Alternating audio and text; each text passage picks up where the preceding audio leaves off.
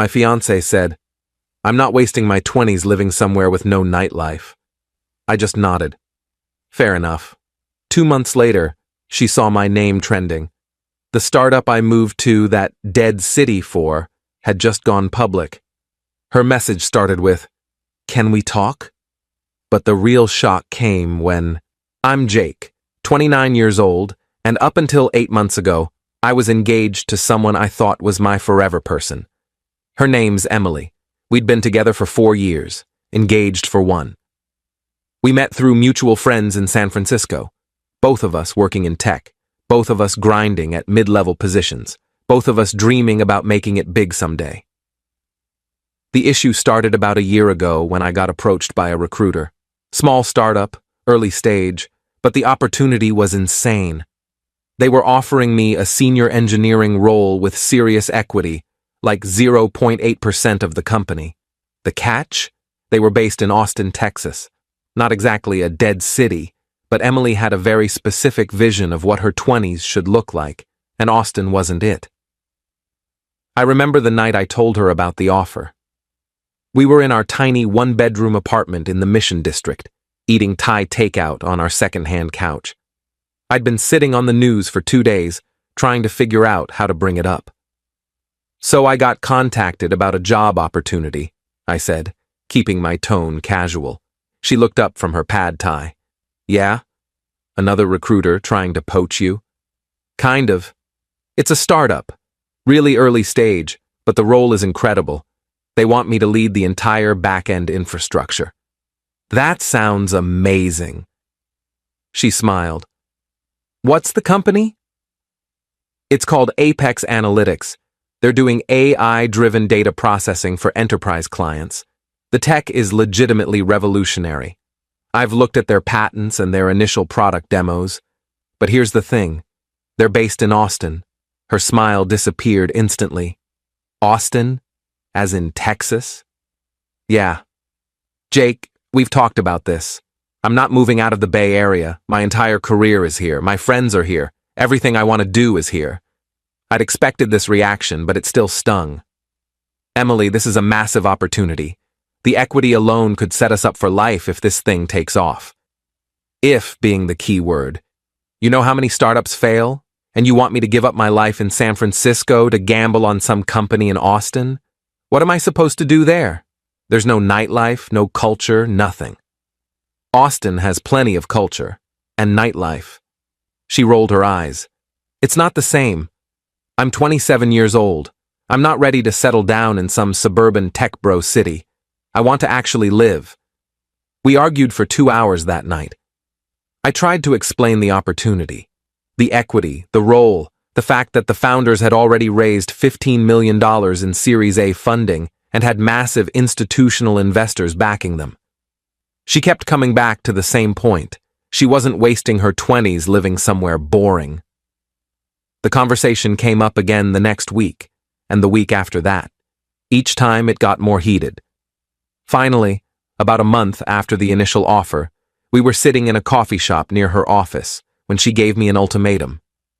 "Jake, I love you, but if you take this job, I'm not coming with you. I can't. I won't." I stared at my coffee. "So what are you saying?" "I'm saying you need to choose. Me or the job. That's not fair, Emily. You're asking me to give up a career-defining opportunity. And you're asking me to give up my entire life." We sat in silence for what felt like forever. Finally, I said, "What if I turn it down? What if I stay here?" "Then we keep building our life together. We get married next year like we planned. We figure it out. And I resent you for the rest of my life for making me give up this chance." Her face hardened. "Then I guess you have your answer." We officially ended things 2 weeks later. It wasn't dramatic. No screaming, no throwing things. We just sat down one evening and admitted it wasn't going to work. She gave me back the ring. I moved my stuff out over the following weekend. By mid-March, I was on a flight to Austin with 2 suitcases and a job offer that terrified and excited me in equal measure. The first month in Austin was brutal. I didn't know anyone. I was working 80-hour weeks trying to build out the infrastructure for Apex Analytics. I lived in a bare-bones apartment with no furniture except a mattress on the floor and a desk I'd bought from IKEA. I ate tacos from food trucks for most meals because I was too exhausted to cook. Every night I questioned whether I'd made the right choice, but the work was incredible. The team was small, only 12 people when I joined, but everyone was brilliant. The founders, David and Priya, had this vision that was so clear, so ambitious, that you couldn't help but believe in it. We were building something that could legitimately change how enterprises handle data processing. And my equity package? If things went well, it could be worth something real. I didn't talk to Emily for the first 2 months. She'd unfollowed me on social media, and I'd done the same. It was easier that way. But I thought about her constantly. I wondered if she was dating anyone new, if she regretted how things ended, if she ever thought about me. Around month 3, things started clicking at work. We landed our first major client, a Fortune 500 company that signed a $2 million annual contract. Then another, then another. By June, we were processing over 50 billion data points per day.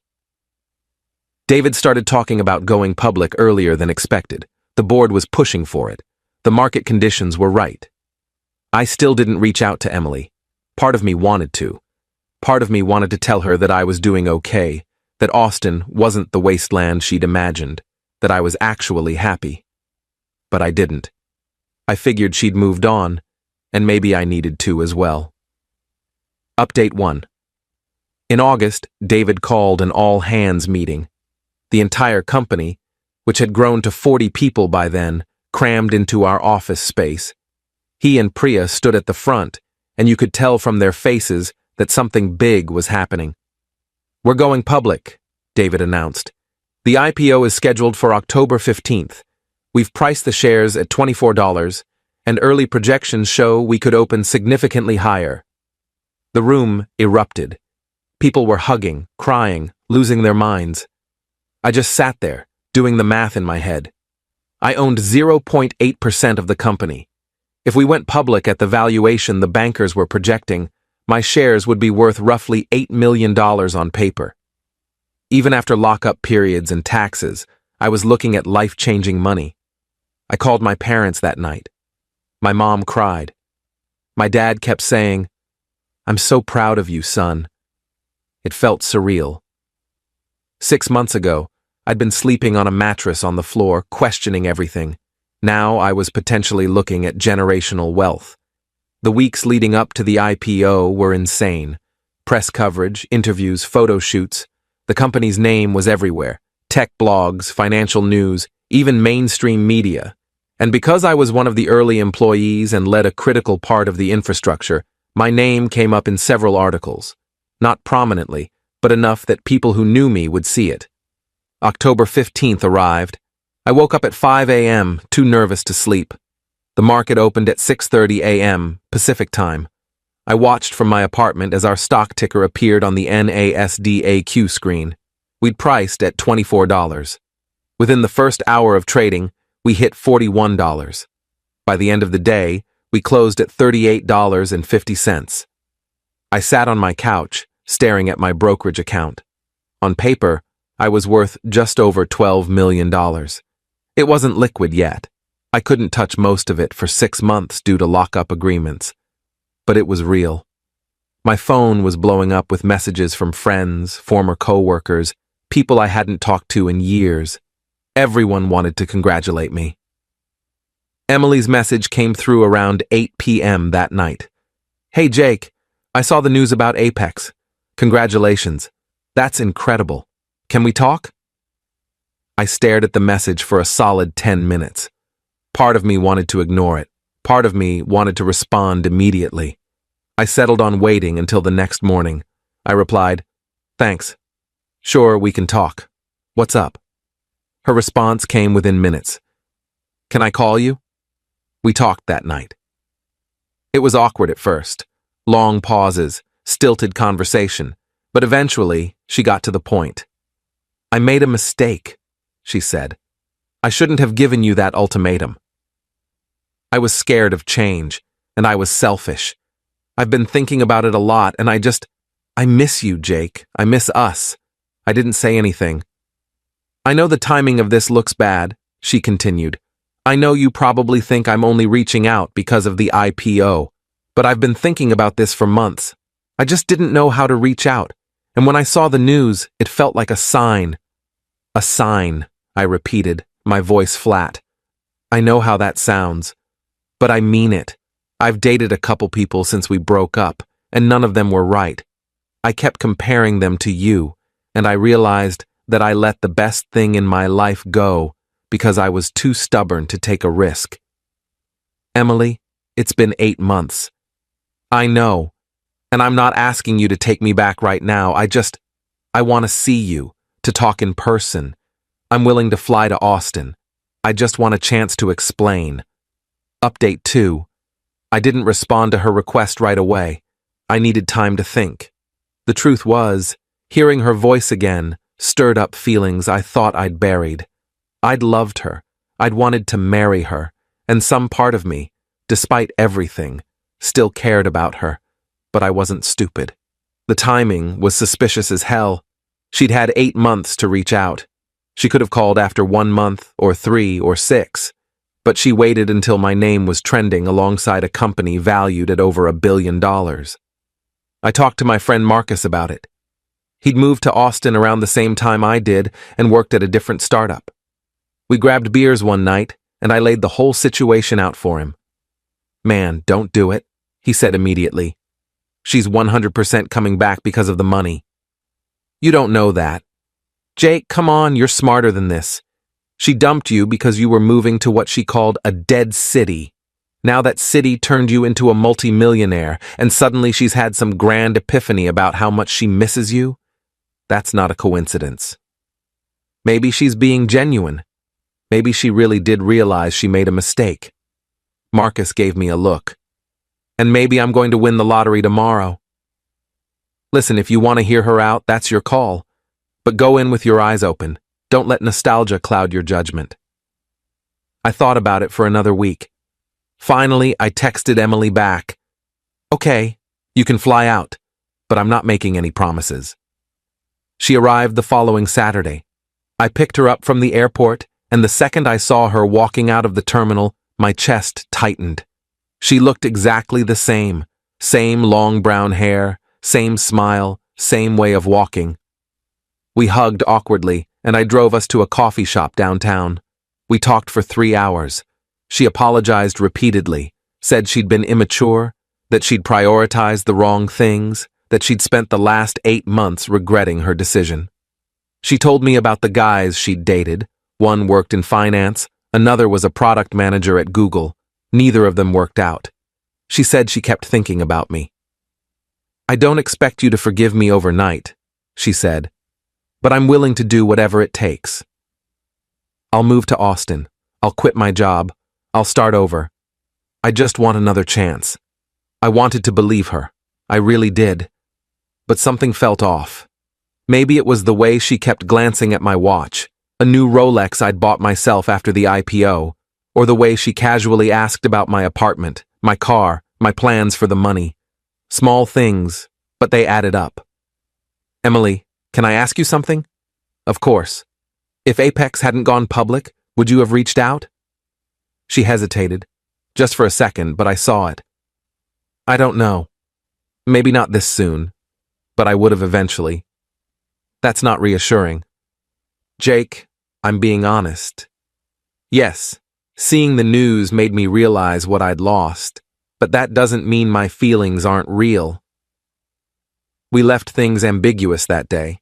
She flew back to San Francisco, and we agreed to keep talking. Over the next few weeks, we texted almost every day. She started sending me photos of Austin apartments she was looking at, talking about job opportunities there, making plans. Part of me wanted to believe this could work. Update 3. The turning point came about a month later. Emily had flown out to Austin again, and we'd spent the weekend together. It felt good, familiar. We went out to dinner, walked around the city, even kissed for the first time since the breakup. I was starting to think maybe Marcus had been wrong. Maybe she really had changed. On Sunday night, we were back at my apartment. She'd had a few glasses of wine and was more relaxed than I'd seen her all weekend. We were sitting on the couch, talking about the future, when she said something that made my blood run cold. You know, I've been thinking about the wedding. If we get back together, we should do it soon. Like within the next 6 months. I don't want to wait. That's pretty fast, I said carefully. I know, but we've already wasted so much time. And besides. She paused, then smiled. Once we're married, it'll be easier to combine finances, make joint decisions about investments. My financial advisor said, Wait, your financial advisor? She blinked. Yeah, I started working with one a few weeks ago. She's helping me plan for the future. And you've been discussing my finances with her? Well, not yours specifically, but I mentioned that we were potentially getting back together, and she gave me some advice about how to approach things. I felt like I'd been punched in the stomach. Emily, we're not even officially back together, and you're already talking to a financial advisor about my money? That's not... Jake, you're twisting this. I'm just trying to be smart. If we're going to build a life together, we need to think about these things. We've been talking for a month. You've visited twice, and you're already planning how to access my assets. Her face flushed. That's not fair. I'm not some gold digger. I make good money on my own. Then why are you in such a rush to get married? Why are you talking to financial advisors about our money when there is no our yet? She stood up, angry now. Because I love you, Jake. Because I want to build a future with you. I'm sorry if that makes me sound opportunistic, but I'm trying to be practical. Practical would be taking things slow. Practical would be rebuilding trust over time. What you're doing is planning a financial merger. We fought for another hour. She cried, said I was being paranoid, that I'd changed and become cold. Eventually, she left. I drove her to her hotel in silence, and she flew back to San Francisco the next morning. I didn't hear from her for 2 days. Then I got a long text message. It was partially an apology, partially a justification, but the key line was this. I think we want different things right now. Maybe we're just in different places in our lives. I didn't respond. I was done. Final update. It's been 4 months since that last conversation. Emily texted me once around the holidays, a generic Merry Christmas message. I replied with the same and left it at that. I heard through mutual friends that she's dating someone new, a guy who works at a hedge fund in San Francisco. Good for her. As for me, I'm doing great. The lockup period on my shares ended, and I've started selling them in tranches. After taxes, I'm sitting on about $7 million liquid. I bought a house in Austin, invested a chunk of the money, and I'm taking my time figuring out what's next. I'm still at Apex, but I've transitioned to a less intense role. I'm traveling more, seeing friends, living the life I want. The weird part is that I don't feel angry at Emily anymore. I did for a while, but now I just feel relieved. Relieved that I saw who she really was before making a huge mistake. Relieved that I trusted my gut and moved to Austin. Relieved that I didn't let nostalgia or loneliness cloud my judgment. Someone asked me recently if I regret how things ended with her. Honestly, number. She showed me exactly who she was when she gave me that ultimatum, and she showed me again when she came back only after the money appeared. I'm grateful for both lessons. Edit 1. For anyone wondering, yes, I'm dating again. Nothing serious yet, but I'm in no rush. Turns out Austin has a pretty solid dating scene. Who knew? Edit 2. A few people have asked about the other early employees at Apex. Most of us are still there, though a couple have left to start their own companies. The culture's still great, and we're all doing well financially. It's wild to think about how different my life would be if I'd stayed in San Francisco. Edit 3. Emily's friend reached out to me a few weeks ago saying Emily wanted to clear the air and talk again. I politely declined. Some doors are better left closed.